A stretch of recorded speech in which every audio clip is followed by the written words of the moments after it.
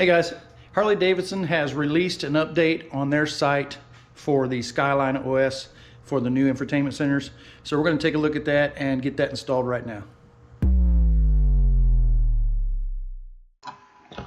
Okay everybody, to get to this update you'll need to go to Harley-Davidson's webpage and then scroll all the way down to the bottom and you will see software updates link on the right, and once you click on that it'll bring you to this update information here. So you'll need to click on Skyline OS Infotainment Center at the top, and then you'll see this block of information here.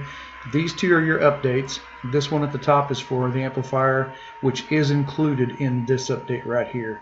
So if you've already got this update, you've already got this update. I'm not sure exactly why they're separate, but it is included in this particular update. Now, to update this, you're going to need two USB drives. This file here is going to go on one, and this file here is going to go on the other. And once you unzip those folders and things, that's all you're going to need to have on that zip drive. Not the zip folder, but the actual files themselves. And it'll explain how to get through that in the instructions, which we're going to look at here in just a second. But we're going to assume that everyone watching has the most recent software version of 2237D or higher, which means you only need this update here, because this one is to get you to that highest level. And if you put that in and you already have 2237D, it's just going to give you a incompatibility, or it's going to say it's already higher than the USB version. So we're going to concentrate just downloading this particular file and working from USB drive 2. I'm going to switch over to the instruction sheet, and I'm going to make this in full screen and get back to the top. Sorry, I should have this ready. And like I said, if you have 2237D or higher, you only need the second thumb drive, so you can skip past this stuff. And you can see that on thumb drive 2, this is step 3, unzip download file Instana 2404125D, and it should contain these 4 folders right here, and then this one file on its own. And once you get those unzipped, you move those 4 folders in that file to thumb drive D, or USB drive 2. Sorry, thumb drive 2, USB drive 2. And that's all you need on there, those 4 folders and that one file. And you can see there's a picture of how that should look. 4 folders in one file, that's all you need. If you have a 23.5 Road Glide or Street Glide, you'll need to make sure your battery's charged, because I think in that year, that mid-year model, you can't have your tender on, or the tender won't charge while the bike is on. So if you have 24 and above, your bike will charge with the tender plugged in as you have the infotainment center on. It says here reserve 45 minutes for complete update process, which I think without doing drive number 1, USB drive 1, I don't think we're going to have that much time into it, but we'll see. So to get your Skyline OS to power on, just hold down your trip button right here for 3 seconds, and that'll power up your screen. And then once it fully boots, you'll go into settings here, and then you'll want to check the software version. So you'll select settings, then you'll navigate to system info, and product information, which you see here. And then if the version is one of these 3 here, you'll need to go on and go to step 4, which will walk you through the process of using that first USB drive and that first update. If you have 2237D or higher, you're going to skip to step 10 because you don't need that first update. So like I said, we're going to assume that everyone has that update, and we're going to use our second USB drive with that second update that I showed you. We're just going to insert the USB 2 into the vehicle's USB cable, and very important, do not remove this during any time during the process, and do not use the hand controls to turn the bike off or attempt to turn it on. Just let the process finish, and each time that there is an update applied, it will ask you for confirmation. Once you plug in the USB drive, wait for the system to recognize it. When prompted, select Update to proceed right here. So you'll see new software, and you'll hit Update, and you'll see that's the 41250, which is for USB drive 2. So click Update, And as it does its process, it will perform 5 updates, and you'll see each one of them will give you a prompt, and you'll need to confirm. You'll need to click update or select update and to allow that to finish. After the last update has been completed, a pop-up message will give you updates completed, as you see right here. Click OK and you're done. You can power it off. Okay, down here at the bottom of this screen, once you're done reading through the instructions, this gives you the release notes for the update 4125. And the upper section here is fixes, then we've got enhancements, and then we have added features. The ones that caught my attention here, now I do like all the fixes they have, but the one that really stood out to me was this map zoom in and out.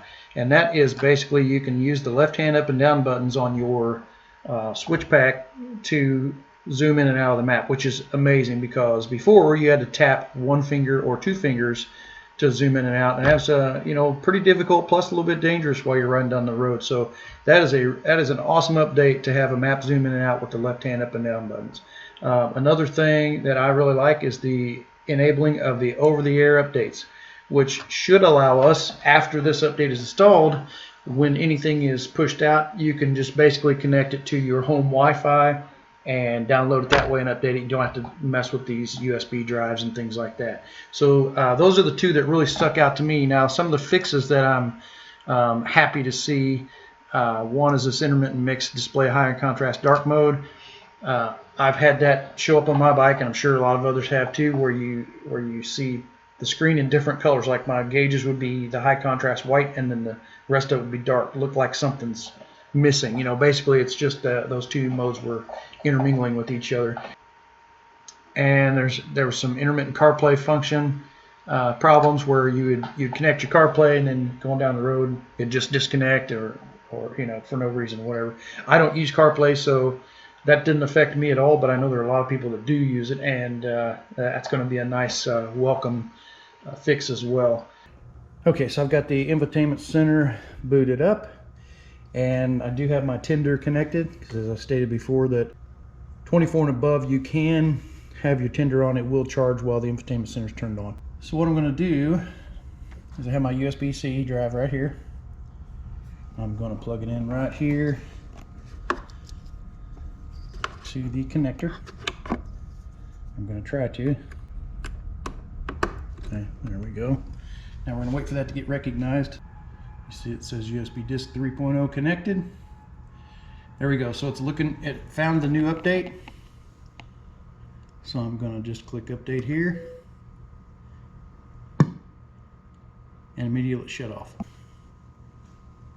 So like I said, each one of these updates is going to prompt you for confirmation once they're done. There, it started its install. So that's what it looks like. You get a progress bar and the Harley-Davidson logo. Now that update is still running. I just want to let you know that this is a very large update, so it could take a while. So make sure your battery is good and charged. First update process is done, and the infotainment center is rebooting. Should prompt me for the next one.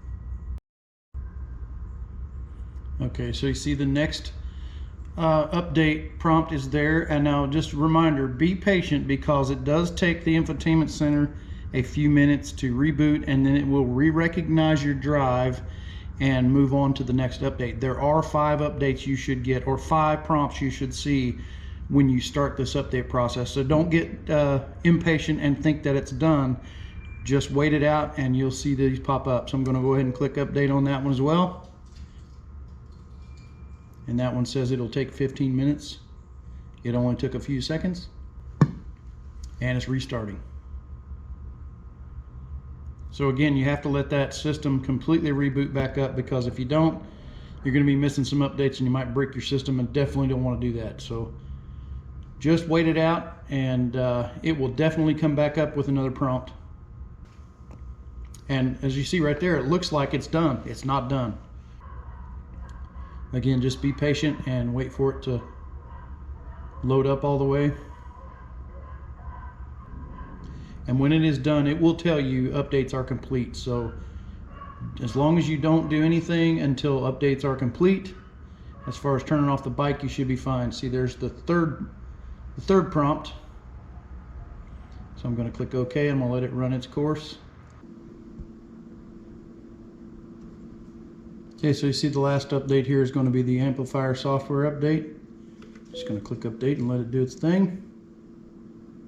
So the update's just finished, and I missed the final screen where it said updates are complete to confirm that, but it does go away on its own after 10 seconds or so. So if you're not looking at the screen, you'll miss it. I was messing with my seat, so I missed that particular message. But this one feature that I talked about earlier, the map zooming in and out, is awesome. Let me show you real quick. Okay, so I've got my screen set to the widest GPS you can have, and then if you use this button right here, you can zoom in and out. That is so awesome. That feature was missing from the last. My 20 had that. You know, the GPS in the previous years had a zoom function that was available at your fingertips. So I'm so glad they put that back in these bikes. You still can tap, single tap to zoom in, double tap to zoom out if you want to, but that's a little bit difficult when you got this button right here to do it too. So that is fantastic. Thanks again for stopping by and watching the video. I appreciate it. Ride safe, and we'll see you on the next one.